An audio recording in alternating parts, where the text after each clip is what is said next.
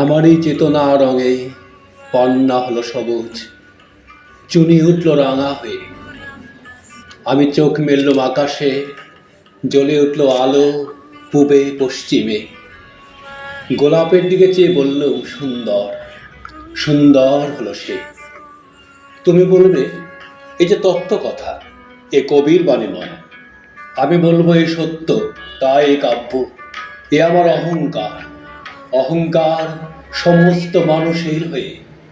মানুষের অহংকার পটেই বিশ্বকর্মার বিশ্বশিল্প। তত্ত্বজ্ঞানী জপ করছেন নিঃশ্বাসে প্রশ্বাসে, না না না, না পান্না, না চুনি, না আলো, না গোলাপ, না আমি, না তুমি। ওদিকে অসীম যিনি, তিনি স্বয়ং করেছেন সাধনা মানুষের সীমানায়, তাকেই বলে আমি। সে আমির গহনে আলো আধারের ঘটল সংজ্ঞা, দেখা দিল রূপ, জেগে উঠল রস। না কখন ফুটে উঠে হলো হাঁ, মায়ার মন্ত্রে, রেখায় রঙে, সুখে দুঃখে। একে বলো না তত্ত্ব? আমার মন হয়েছে পুলকিত বিশ্ব আমি রচনার আসরে, হাতে নিয়ে তুলি, পাত্রে নিয়ে রস। পণ্ডিত বলছেন বুড়ো চন্দ্রটা নিষ্ঠুর চতুর হাসিতা, মৃত্যুদূতের মতো গুঁড়ি মেরে আসছে সে পৃথিবীর পাঁজরের কাছে। একদিন দেবে চরম টান তার সাগরে পর্বতে, মর্তলোকের মহাকালের নতুন খাতায় পাতা জুড়ে নামবে একটা শূন্য। গিলে ফেলবে দিন রাতের জমা খরচ, মানুষের কীর্তি হারাবে অমরতার ভান, তার ইতিহাসে লেপে দেবে অনন্ত রাত্রির কালি।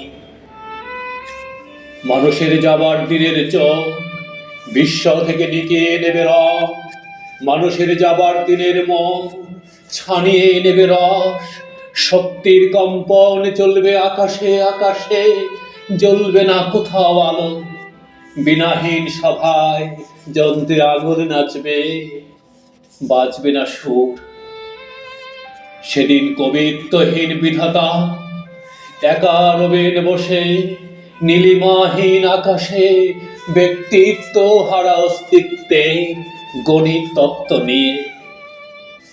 তখন বিরাট বিশ্বভুবনে দূরে দূরান্তে অনন্ত অসংখ্য লোকে লোকান্তরে এ বাণী ধ্বনিত হবে না কোনোখানেই, তুমি সুন্দর, আমি ভালোবাসি। বিধাতাকে আবার বসবেন সাধনা করতে, যুগ যুগান্তর ধরে প্রলয় সন্ধ্যায় জপ করবে।